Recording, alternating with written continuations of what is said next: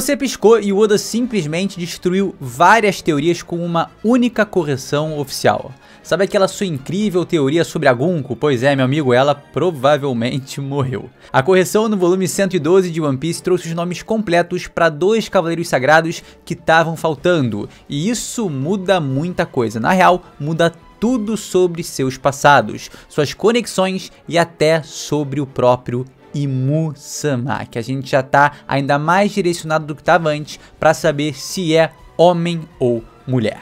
Nesse vídeo, vamos destrinchar essa bomba com base em tudo que foi oficialmente revelado até agora, como isso implica na história do Brook, o que isso nos diz sobre o maior soberano desse mundo, e vamos concluir o vídeo com um segredo que tá literalmente na palma da minha mão.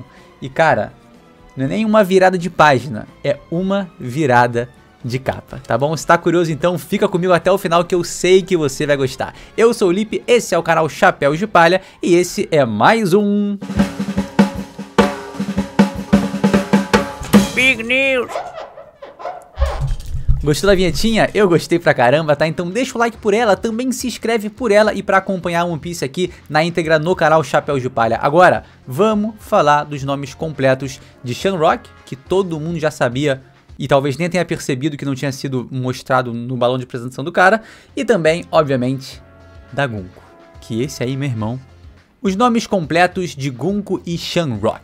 As informações são vazadas, então ainda tem mais detalhes importantes para sair sobre o volume 112 de One Piece. Mas o que a gente tem por agora é o seguinte, uma atualização dos títulos dos Cavaleiros Sagrados Gunko e Shamrock. O irmão do Shanks passou a ser apresentado dessa maneira: Saint Figarland Shamrock, comandante dos Cavaleiros Sagrados. A correção que a gente tem aqui é que o sobrenome dele, Figarland, não tinha aparecido na sua caixa de introdução, mas agora foi colocado.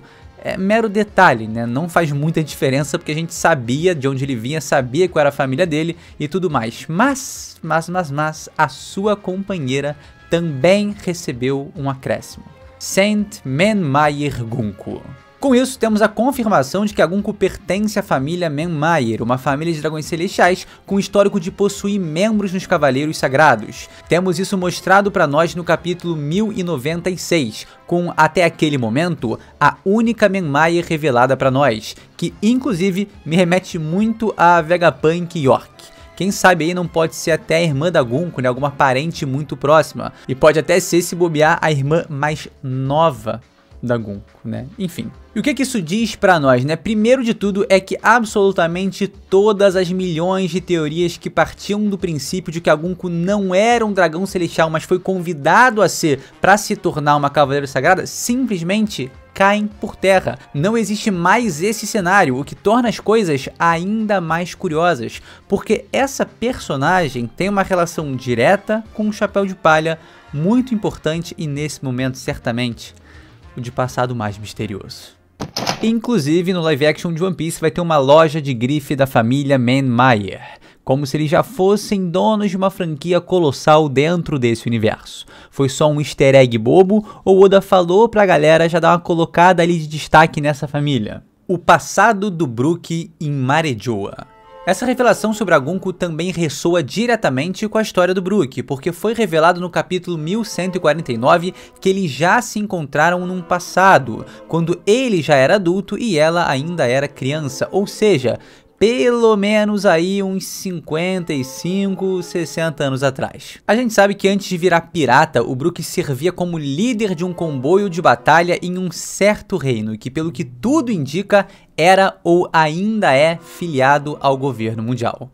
Considerando que a Gunko agora é oficialmente uma nobre de sangue celeste da família Menmayer, é muito provável que o Brook tenha cruzado com ela durante algum Reverie, quando acompanhava seu rei à terra sagrada de Marejoa. É como se o Brook fosse, cara, um Pel acompanhando o Rei Cobra, um Léo acompanhando uma Rebeca e o Rei Rikudodo III, um alto membro da guarda real de um reino no West Blue. Se vocês me perguntarem que reino é esse, cara, eu vou ter que dizer que a minha teoria é que se trata do reino de Toroa. Para entender todas as conexões para essa conclusão, eu indico esse vídeo que tá passando aí na tela, tá? Mas Mas, com isso confirmado do nome da Gunko, também surge outra possibilidade bem legal. Essa conexão entre o Brook e os Dragões Celestiais é muito peculiar, até porque ele tá simplesmente de mãos dadas ali com uma criança Tenryubito falando que o sonho dele é virar pirata.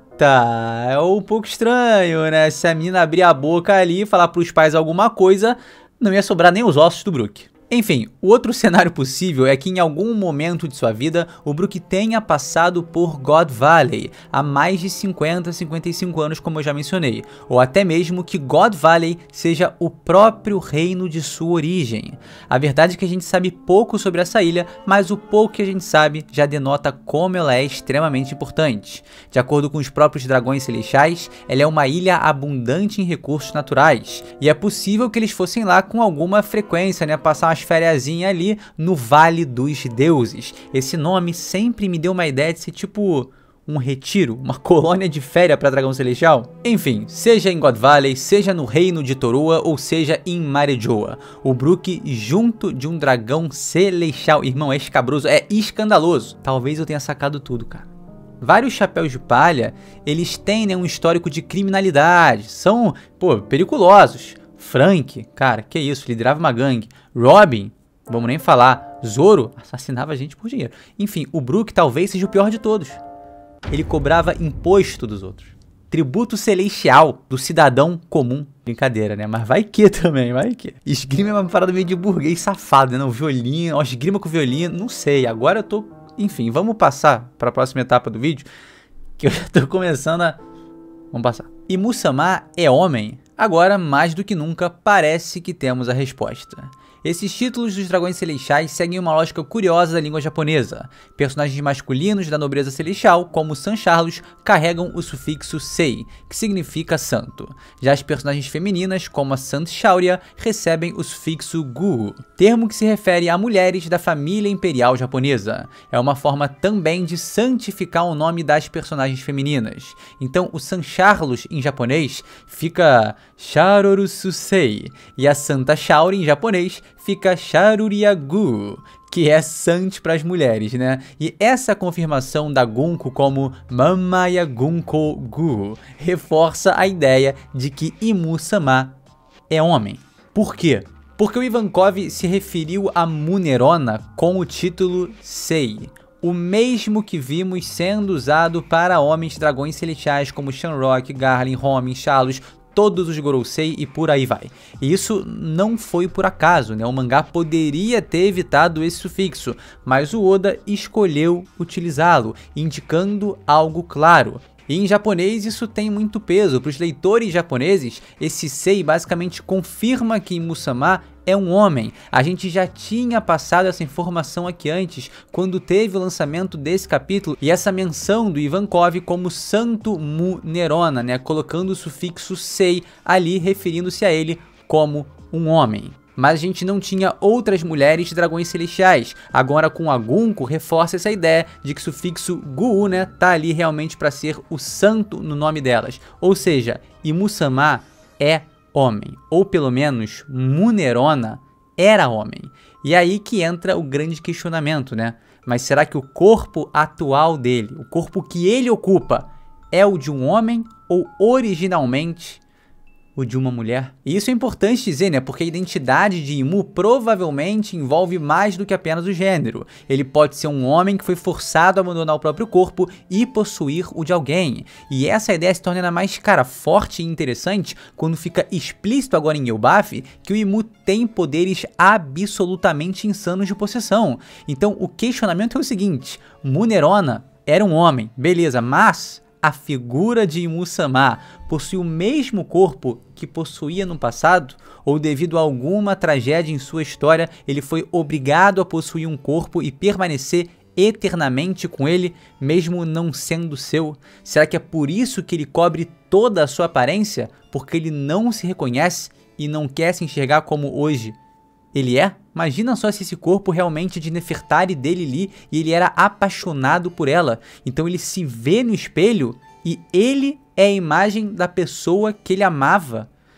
entra uma questão meio narcisista, mas ao mesmo tempo é a projeção da imagem de outro e não a sua, então ele não se enxerga, mas ao mesmo tempo é o corpo dele. Loucura total. Bom, maravilha, né? Alteração simples e muito legal para entender que o sistema de caixas dos Tenryubitos se mantém. Devido ao nome completo da Gunko, parece que não existe cavaleiro sagrado que não seja de fato um dragão celestial. O que torna o convite pro Loki, cara, ainda mais surpreendente e suspeito pra caramba. Eles realmente estavam abrindo espaço dentro da grandíssima elite desse mundo. Bati o cotovelo, deu choque, mano. Eles realmente estavam abrindo espaço dentro da grandíssima elite desse mundo para um sangue ruim? Será que eles o aceitariam por ser quem ele é? Ainda mais vendo o passado dele agora, que ele, cara, simplesmente não é aceito por possuir olhos diferentes, né? Mas será que estão aceitando ele, queriam ele ao lado por ele ser uma figura com potencial para destruir o mundo? Enfim, cara, a confirmação do nome Gunko, né, o sobrenome dela e tudo, deixa o cenário ainda mais interessante e ressalta a importância e valor do Loki não só para a narrativa de Elbaf, mas para todo o futuro de One Piece. Agora, vamos falar de um último questionamento aqui que eu vi uma galera falando, debatendo, e depois vamos aqui, ó, pro Databook Yellow. O Chichibukai derrotado por Ace. Quem era Hanafuda? No episódio 1134 do anime, o Jinbe menciona o Chichibukai derrotado por Ace. Vi muita gente confusa, então vou trazer rapidinho pra vocês à luz, tá? O nome dele é Hanafuda, ele tem 5 metros e 14 centímetros, possui a alcunha de Rei dos Lagartos e é conhecido por ser um grande caçador de zoans ancestrais. Ele era um pirata ambicioso que desejava fortalecer seu exército com essas frutas raras. Por isso, mesmo sendo rival do Kaido no passado, os dois acabaram se aliando. Isso justifica o porquê do bando do Kaido ter tanta fruta desse tipo. E aí entra a revelação bombástica do SBS do volume 111. O Hanafuda é pai da Uchi e também do Peijuana. Os dois foram acolhidos pelo Kaido devido à consideração que ele tinha por Hanafuda depois que ele foi morto por piratas que buscavam vingança contra ele. Certa altura de sua vida, né, ele foi derrotado pelo Ace e perdeu o título de Chichibukai. Nami e a estrela Polestar. E para fechar o vídeo eu tenho uma informação bem maneira, mas que se torna ainda mais interessante quando a gente reflete sobre as recentes pausas do Oda. Eu realmente acredito que ele transformou as suas 2 pausas recentes, tanto para a preparação para o arco final, quanto a de cirurgia dos olhos, para realmente se preparar para a conclusão de One Piece. Mas, mais importante do que isso, ele parece ter transformado esse período, cara, em um laboratório criativo ali para voltar às raízes de One Piece e alinhar pontas soltas com a narrativa atual. A impressão que me dá é que ele revisitou não só o início da obra e suas publicações paralelas, mas também seus rascunhos, cara. Ele pescou detalhes esquecidos e tá costurando eles de volta, fazendo o presente da obra justificar seu passado e também o passado ter mais relevância no presente, nem que seja nos mínimos detalhes. Recentemente a gente teve o resgate da Serpente de Sangue apresentada no capítulo 128 e que volta a ser mencionada e finalmente revelada como a Red Line no capítulo 1153.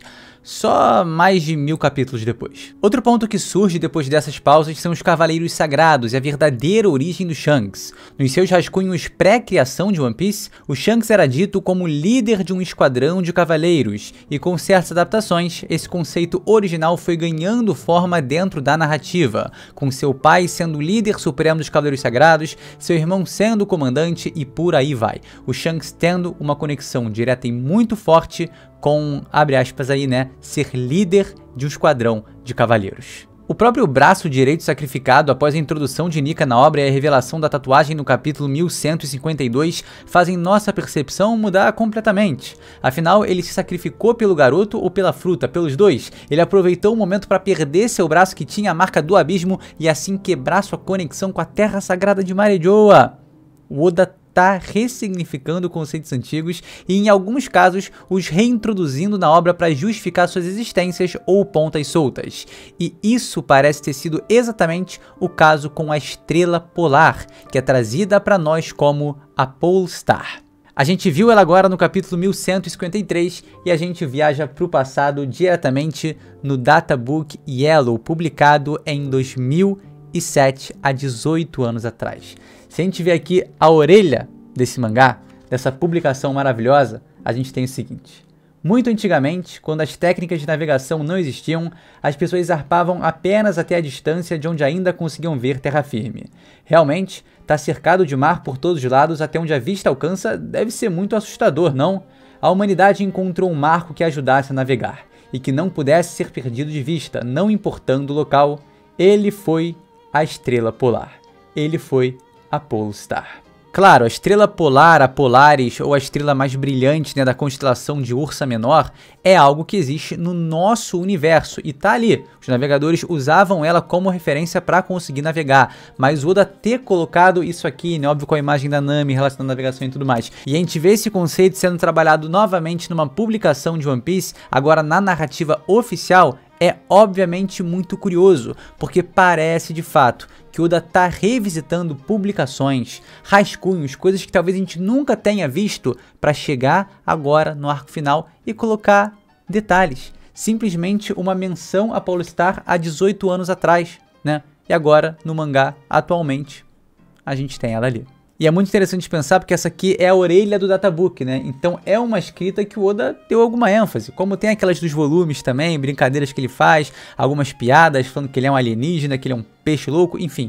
É muito provável que ele tivesse já anotações e pensamentos em relação a uma estrela polar, né? A Polestar, e agora colocou no mangá.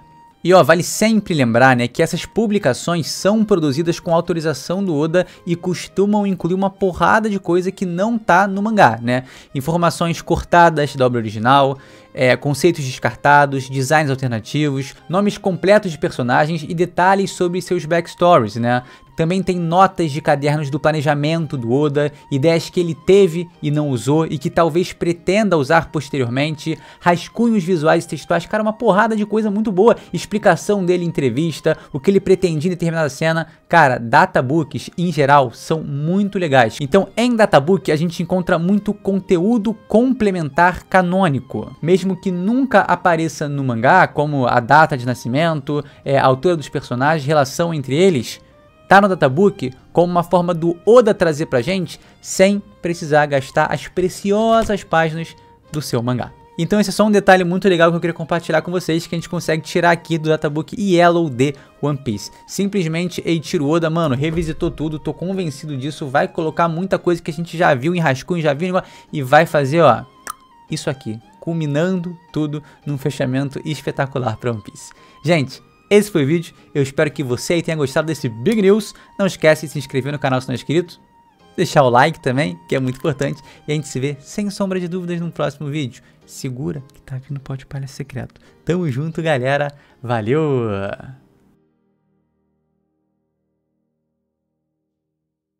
Rapaziada, simplesmente espetacular a performance do Fluminense Futebol Clube contra o Inter de Milão, irmão. É isso, pô, senti falta do Botafogo ter essa presença, senti falta também do Flamengo ter essa presença, e o Fluminense foi lá e fez, mano. Espetacular, sensacional, Palmeiras inclusive mereceu passar do Botafogo também, jogou melhor, então mérito aí pra galera palmeirense, parabéns aí pela classificação às quartas de final da Copa do Mundo de Clubes, tá tudo muito lindo, vamos pra cima, galera, até a próxima, é nóis. Jogou pior mesmo.